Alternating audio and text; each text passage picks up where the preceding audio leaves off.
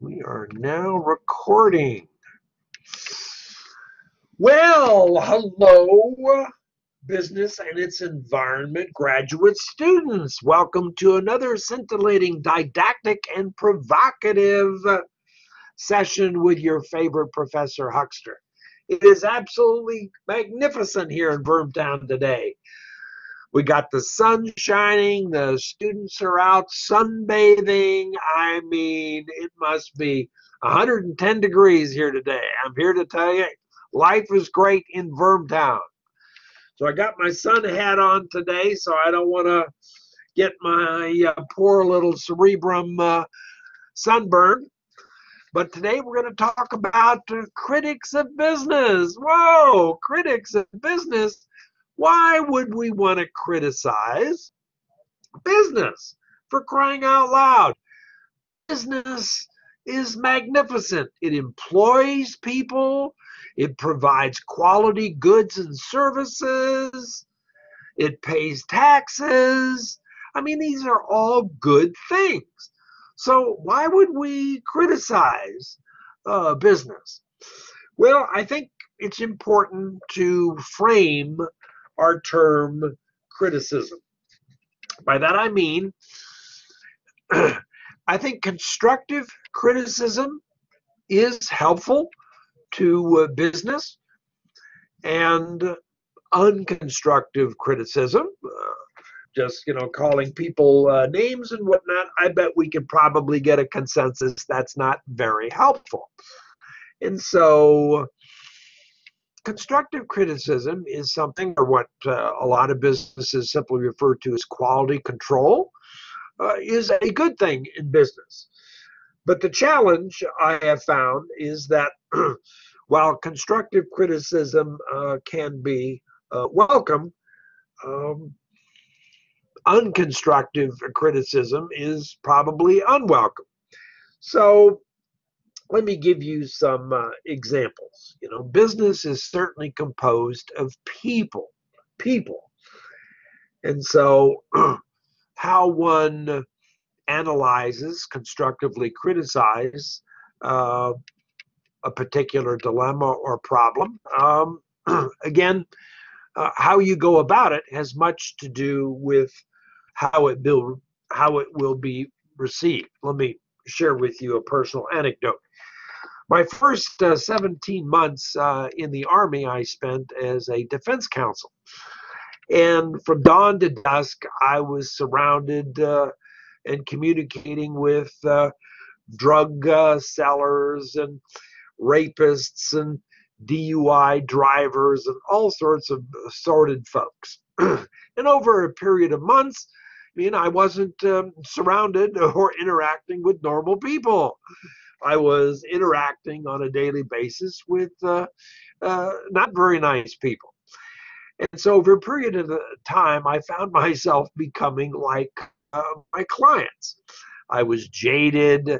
I thought all police and law enforcement personnel were dishonest and not telling the truth. And so I became, a pretty negative person.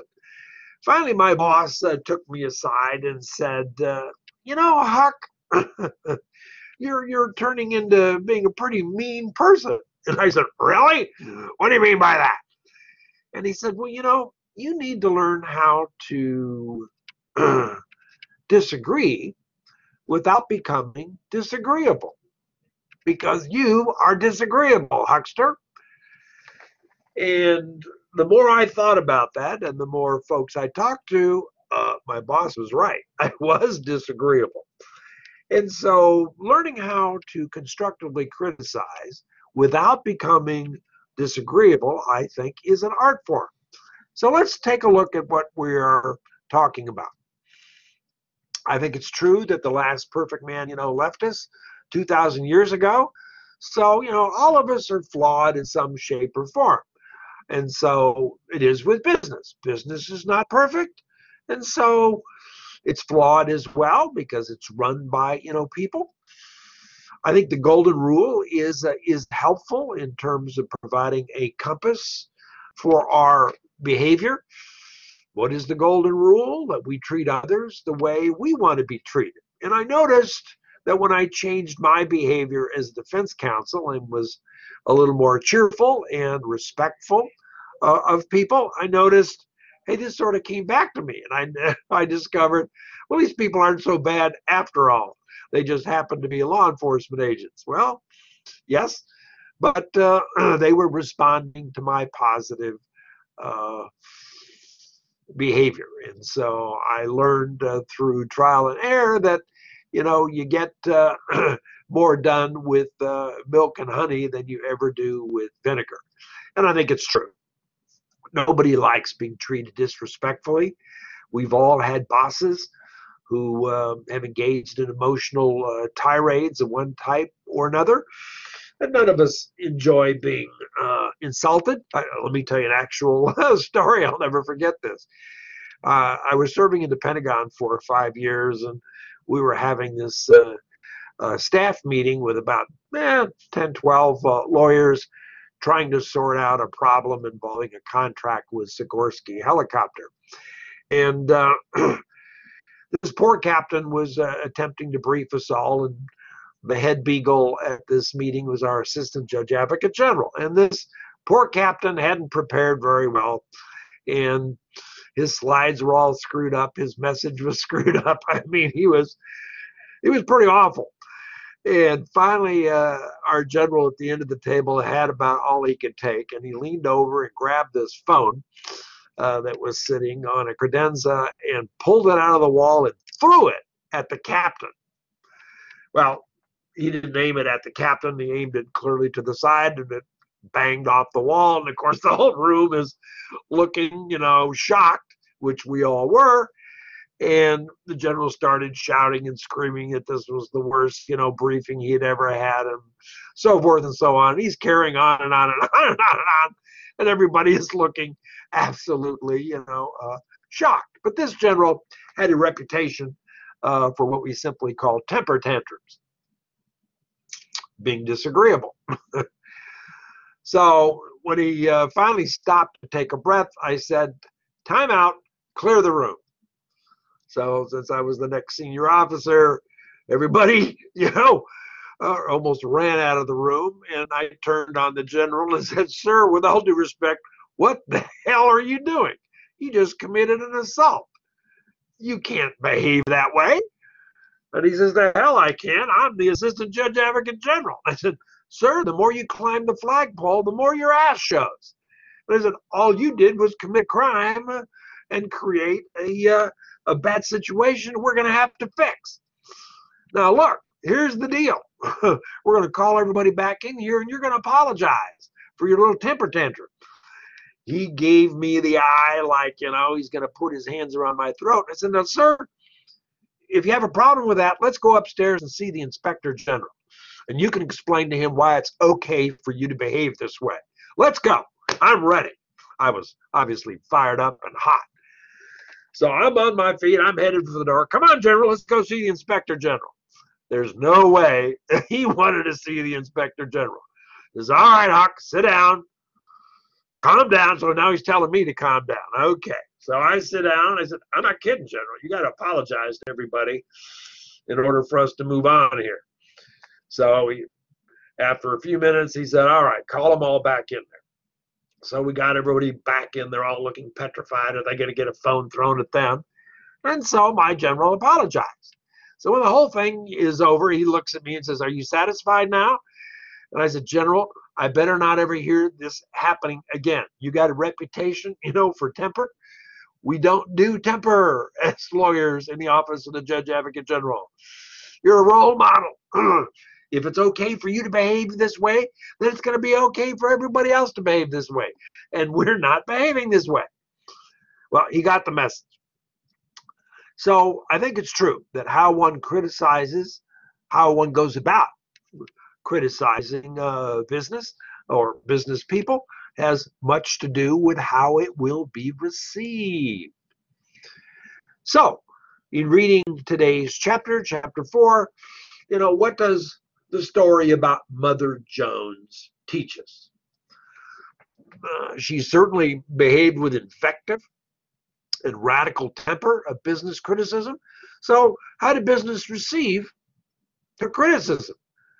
Not well. In fact, she got ignored and I think stonewalled in many cases because her emotional behavior was not perceived as legitimate by business or third parties. So had she been more sophisticated, I think, in her constructive criticism, and I think that's the operative term, using constructive criticism to analyze, good and bad aspects of a particular business problem, would have been far more productive. And did she treat her business targets as she wished to be treated? Not. So again, learning how to disagree without becoming disagreeable, I think, is an art form. Historically, people who criticize, companies, come from two different sources. One source says, look, business is all about prioritizing profit over values, such as honesty, truth, justice, love, devoutness, respect for nature. What do you think? You think that's true? That business prioritizes profit over values as a norm?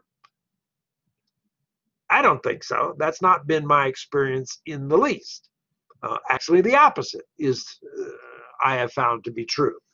That businesses are very much focused around values. And when they stray from those values, as Wells Fargo has been experiencing as of late, when you stray from those values, then you get yourself into real trouble. And so right now, I don't think Wells Fargo and their employees, and I'm not so sure their directors, know what their values truly are because they aren't practicing them. And every month there's a new Wells Fargo division problem of one type or another. A second source of business criticism is the social strain that is brought about as a result of business growth, or what we simply refer to as economic development. Well, certainly industrial growth does at times cause conflict between and among, values of institutions and businesses. So I think it's important to consider how does business really operate. There are certainly always going to be what I simply refer to as exceptions to the rule. There are always going to be bad boys and girls out there who are going to do dumb things. Just because you're working for Goldman Sachs doesn't mean you're God's gift to business or that you know a lot more than everybody else. Just because you're the CEO at Wells Fargo doesn't mean you're the best and the brightest in the area of banking, as John Stump, the former CEO at Wells Fargo, found out. And I see now their risk manager at Wells Fargo is retiring, which is the sophisticated way of saying you're fired. So this has been accused of displacements and injustices from time to time. And one of the reasons why I've got you subscribing to the Wall Street Journal is so you can obviously read about the good, the bad, and the ugly that happens in the world of business. So let me give you an example. Some years ago, we had a business that called itself, or at least became known as, the Gorilla Project, that involved a number of business people that came up to this area of South Dakota and around Elk Point, which is about less than 10 miles from here, began buying up land options. That is, buying, farmland with the option to, purchase it in a year or two. Because clearly when you buy a land option, you're not certain whether or not you're really going to build, but you want to have the option to do so because you have an option to purchase X amount of acres of real estate. But what was fascinating about this guerrilla project was that nobody knew what the business was that was buying up these land options, where they were from, and what business they were going to bring to Southeast South Dakota. So obviously this created enormous curiosity. And finally it became known that the guerrilla project was one that was being sponsored or initiated by an oil refinery company called Hyperion in Houston, Texas. And so it became known that Hyperion's business objective was to build the first oil refinery that had been built since 1976. And guess where it was going to be built? In Southeast South Dakota, right in Union County, about 10 miles from Vermilion. Well, you all have seen oil refineries before. Would you like to live next to an oil refinery? And then you have to ask yourself the fundamental question, why would Hyperion want to build an oil refinery in Southeast South Dakota? Out of the entire United States, why did they pick us? Why here? Well, as you might surmise, clearly our environmental protections were not as strong, certainly, as California's or Texas or Louisiana's environmental protections. And so they sought to find an area that would be soft or easy in terms of environmental pollution. Wow, what would that do to our home values and property values here in Vermilion and Elk Point and here in Southeast South Dakota? So that would have been a case of displacement or viewed by the locals here as an injustice. So we had an enormous food fight over this issue. And as you might imagine, the locals weren't real excited once the subterfuge was revealed. And so the result was, thanks to the economy too, Hyperion discovered that with the price of oil going through the floor, they weren't going to be able to even break even. So they allowed their land options to expire and they left. So that is an example of, a potential displacement or even an injustice under the circumstances, depending on obviously your point of view.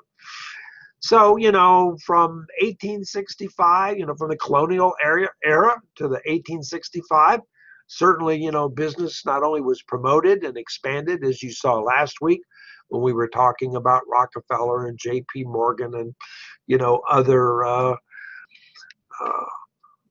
robber barons, as they were called. But as you saw in the movie Greed, they weren't really robber barons at all. They were obviously successful business people. And, as we've discussed previously, to every action, there's a reaction. And so when business is perceived to be engaged in what we simply refer to as overreaching, that is perhaps abusing its power and authority, then there, may be a reaction. And that's what the populist movement was all about in the late 1800s. So who are the populists and what did they want? Well, they blamed the social ills caused by industrialization on the railroads, financiers, and obviously the alleged robber barons of the era. And it led to the creation of the reaction, as I like to refer to, not only the Interstate Commerce Commission, but also the Sherman Antitrust Act that we talked about last week. So the populists actually went so far as to, move in the socialism direction, advocating government ownership of railroads, banks, telephone and telegraph companies. They were superseded by the progressive movement, which were created by mainstream reformers. they're the ones that left a legacy of reform. So that certainly led to the breakup of the trusts. We can certainly refer to Theodore Roosevelt as a trust buster and someone who was very much anti big business and did a great deal to try and reduce the influence of large business on the economy. So both the populist and progressive movements, coincided with, the socialism uh, ideas that I just, mentioned. Of course, this, has its history in Europe involving the French Revolution. And of course, our friend Karl Marx, who, thought capitalism, was dehumanizing, exploitative, material, and corrupt. Well, that's a little over the top, right? A little over the top, because as we've learned already, look, business uh, in the 19th century brought about tremendous good and improvement in human society. And I think the Greed movie brought that out in significant detail historically. That look, people were able with oil and whatnot to travel, cheaper than they ever had before, and to have light so they could stay up and, read and work later and whatnot. So, the whole socialist movement died out, for the most part, come, the early 20th century. Now, again, I'm back to every action, there's a reaction. And so, as in the political world, there are cycles, um, business cycles. And I don't think business is different from politics. The pendulum swings this way, the pendulum swings that way. And so, while we had significant business reform in the early 20th century, of course, by 1929, business had evolved to the point where there was little government control. And of course, we know what happened in 1929. We had investors who had purchased enormous amounts of stock on margin. And of course, when somebody decided to start calling in some of those margins, the economy locked up. There was a lack of liquidity, and of course, really didn't have much of a Federal Reserve in those days. And so we had the infamous, stock market crash of October 1929 that, threw over a quarter of the nation's workforce out of work. That's a big deal. And so banks were closed, credit dried up. I mean, we had a heck of a mess. And so by the time, 1932 rolled around, President Herbert Hoover hadn't done a whole lot to resolve the problem by creating some liquidity. And so Franklin Delano Roosevelt, the governor of New York, was swept into office in November 1932. And so remember the New Deal program? That's what he was all about, was creating a New Deal for America. That is taking affirmative action, creating the Securities and Exchange Commission, the Securities and Exchange Acts of 1933 and 1934, creating significant government regulation to get business up on its feet.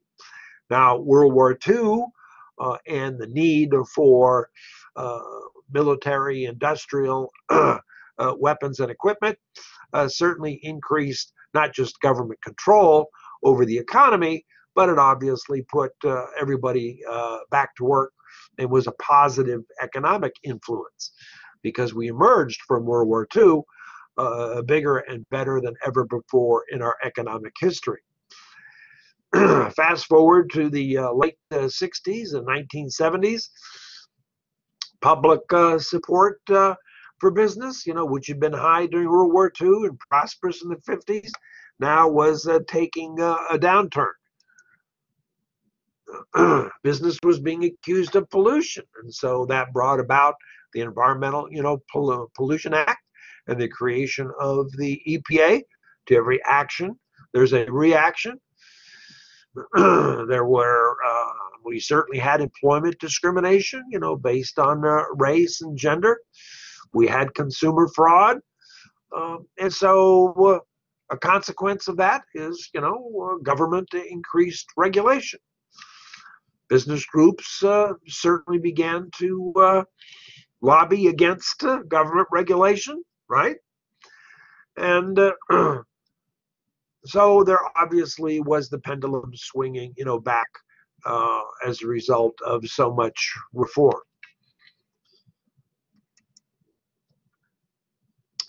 New progressives have developed their anti-business attitudes from, several perceptions, not to say that they are true, but just to observe that there are essentially three basic beliefs out there. The first one being that corporations have too much power and too little accountability in its use.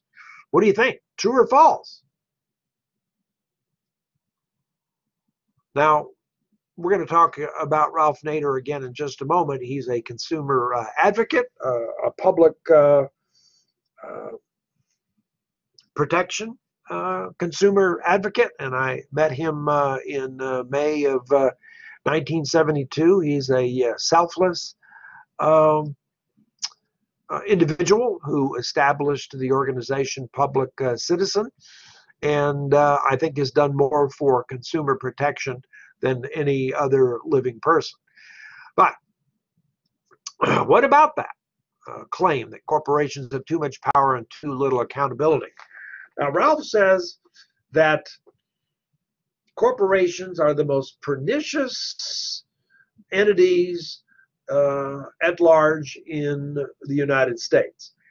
I think he's a little over the top on that, but we certainly have seen some enormous smash-ups that range from certainly the largest business bankruptcy in history, WorldCom, to Enron, to Arthur Andersen, to HealthSouth. I mean, we've seen lots of examples of significant business misconduct. Corporations, a second business attitude, anti-business attitude, is that, corporations have excessive legal rights and that these rights ought to be restricted, says Ralph Nader. Well, again, true or false? Do businesses enjoy excessive legal rights? In some cases, yes. In some cases, no. How about this one? Corporations are inherently immoral. That's a pretty strong statement, right? I think that is clearly over the top. Lots of us have 401ks, right, where we're investing in stock. We certainly believe in those corporations, and we wouldn't invest our money in immoral enterprises, would we? So I think, Ralph does have some very constructive points to make, and so I encourage you to take a look at some of his presentations on YouTube. But, there certainly is growing corporate power that sometimes abuses its advantages. And so the reaction, again, there is a, reaction. And so we see this with the growth and proliferation of what we call NGOs, non-governmental organizations. These are nonprofit entities, like I mentioned, with Public Citizen, Greenpeace, Doctors Without Borders. And so we get to see that these organizations, on behalf of the public interest, take on, business to demand that it be accountable to moral values and to the public interest.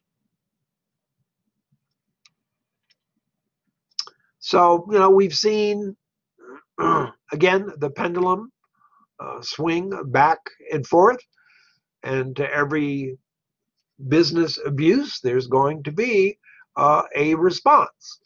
So I think certainly our experiences with the year, 2000, that brought out in January of 2002, Sarbanes-Oxley Act is a good example of government's response to alleged accounting abuse by corporations. And then, of course, in 2008, we had the big, too big to fail, right? Mortgage bubble, which brought us Dodd-Frank. And so it is a reality that when business does engage in misbehavior, if you will, or taking advantage of its power position, there quite naturally is going to be a government reaction on behalf of the public interest. Now, of course, one has to look at business today through a global lens. In that look, we have lots of multinational U.S. corporations, whether it be Google or Ford or Enron. Hey, these are, businesses that do business internationally and are going to be subject to expectations by other countries as well. And so we have seen historically exploitative behavior by some businesses overseas.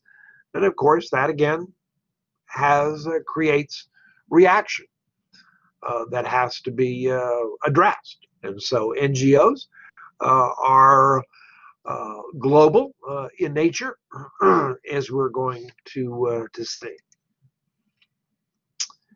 So, we've lived through some interesting times, right? That Chinese saying that may you live in interesting times. Not only from, the 20th century's 1929 collapse, and we've had cyclical downturns in the economy, significant ones in the late 80s and 90s. And again, we've seen that again in the early 2000s. But, we've had Keynesians who argue that, free markets are a counterbalancing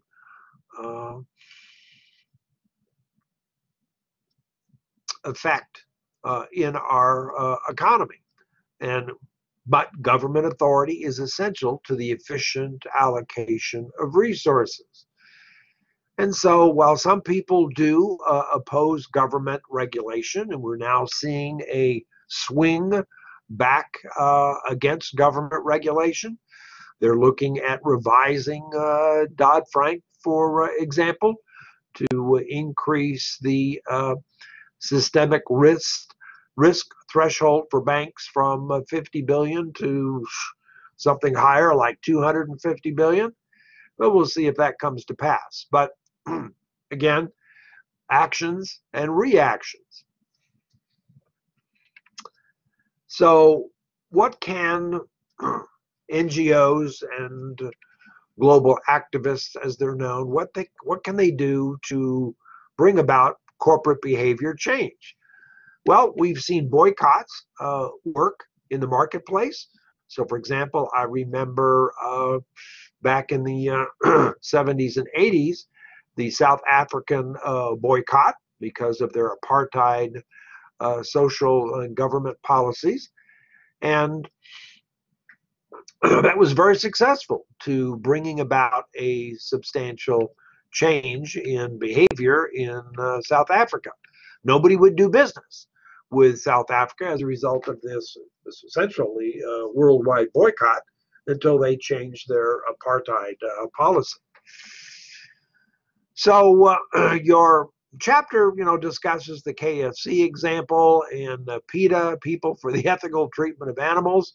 I'll talk about a personal story with that in a moment.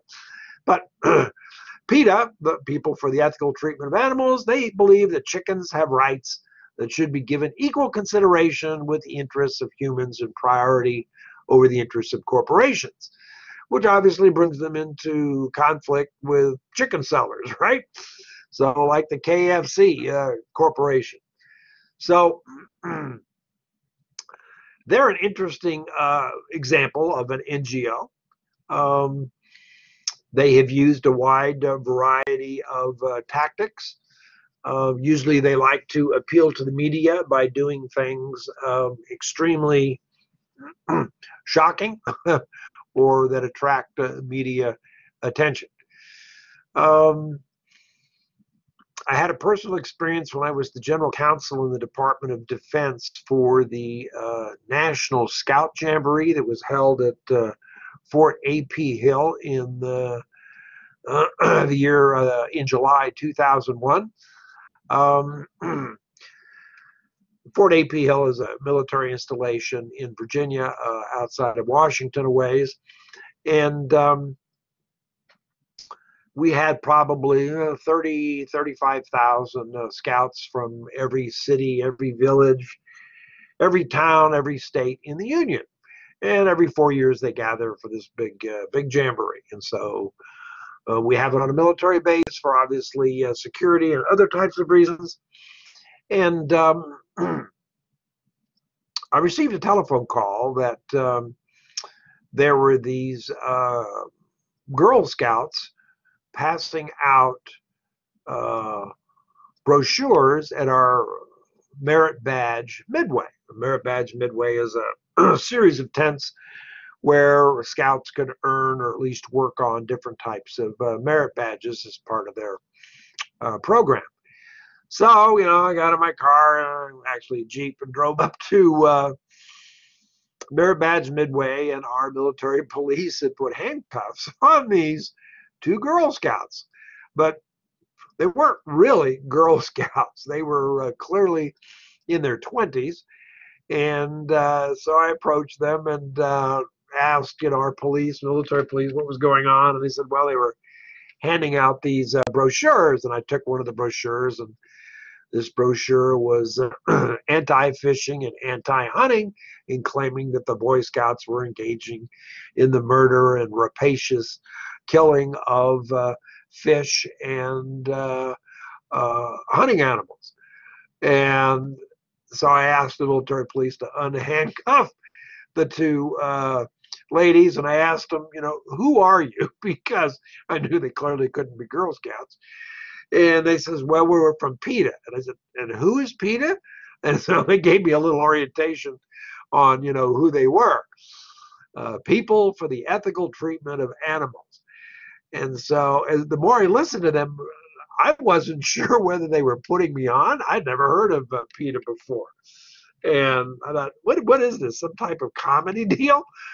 But by the time, we had this probably hour-long conversation, I realized, they were an NGO and one of these extremist organizations. And I asked them what they were doing there and what they were trying to accomplish. And they were trying to raise awareness that the Boy Scouts were, engaging in this illegitimate, activity. And, so finally, after I was pretty slow on picking up, because I found this a fairly incredible event, that here we are with this great big national jamboree, and these PETA people would come accusing the Boy Scouts of engaging in illegitimate behavior regarding fishing and hunting merit badges and whatnot. So after having heard them out, I said, look, ladies, this is, military property. This is not a national park. We're going to escort you to the edge of the installation. If you step back on this installation, we'll arrest you for trespassing. Please, leave the Boy Scouts alone. So our police did that, and we radioed ahead to the Virginia State Police. And actually, they were waiting at the gate for these two gals, and they apprehended them and took them to their car and searched their car and really put them through quite the drill. So they knew they needed to leave, and they did. But PETA is one of these non-governmental organizations that uses the media to bring attention to their particular causes, and the KFC Corporation just happened to be one of their targeted ones. So, they certainly are entitled to their, opinion, even though it clearly is not mainstream American support for their particular position. Yet, hey, it's a free world, it's a free country, and they're entitled to protest and do, whatever they want. But certainly, you can see how they can use the media and public exposure to affect corporate behavior, as KFC certainly altered over a period of time how they killed all their chickens.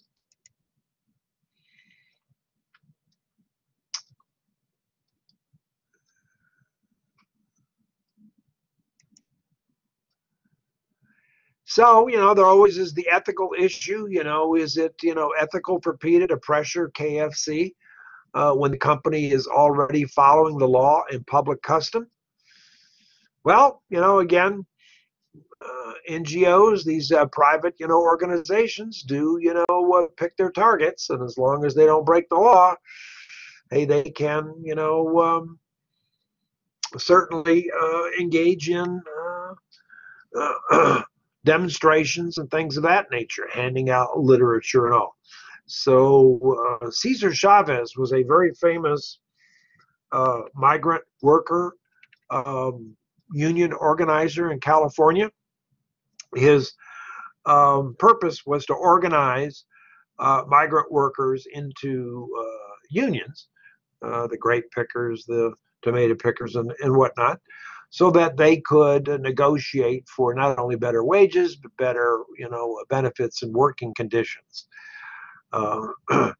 And he was very successful in organizing migrant labor in California, and certainly without question improving the quality of life for migrant workers. Now, the way, generally speaking, a lot of them work is they live in Mexico, and then in early March they come north into Southern California and begin picking fruit and vegetables in the Imperial Valley, and work their way north up to Fresno and Northern California and through Oregon.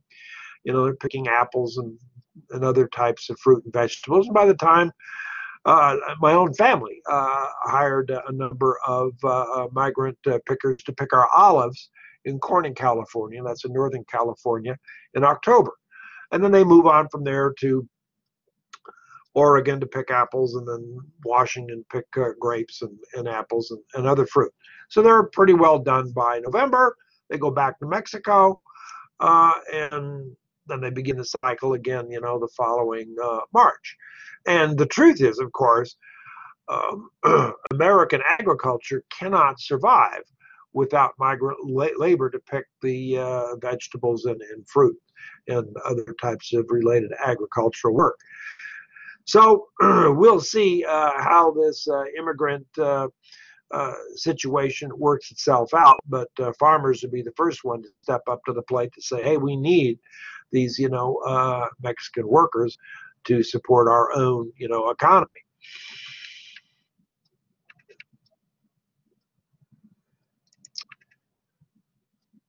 Well, these are the salient issues that I wanted to bring to your attention today. That, yes, business is very much affected by public interest.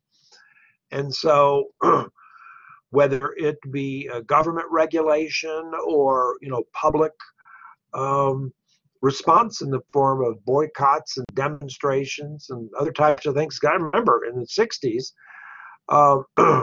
the boycotts that Cesar Chavez had organized to get people not to buy grapes and vegetables from farmers that didn't recognize or deal with their union. It was very, very effective, and the union did prevail, and certainly the quality of life for migrant workers significantly improved as a consequence. Look, these are the things I wanted to share with you today, that to every action there is a reaction involving business behavior, and so it certainly is in businesses' best interest to have a core set of values. So Sarbanes-Oxley, for example, requires business to have a code of ethics. And of course, You have to train your people, not only your new employees, but even your current employees, at least on an annual basis. The military has been doing that, for as long as I can remember, that we have annual ethics training that absolutely everybody, regardless of rank, from the 4-star generals down to the privates, have to attend, which runs about 2 hours annually. So this is what I wanted to cover with you today. If you have any particular questions about anything ongoing with the course, please zip me an email. I look forward to hearing from you. Stay well. Take care. Bye-bye.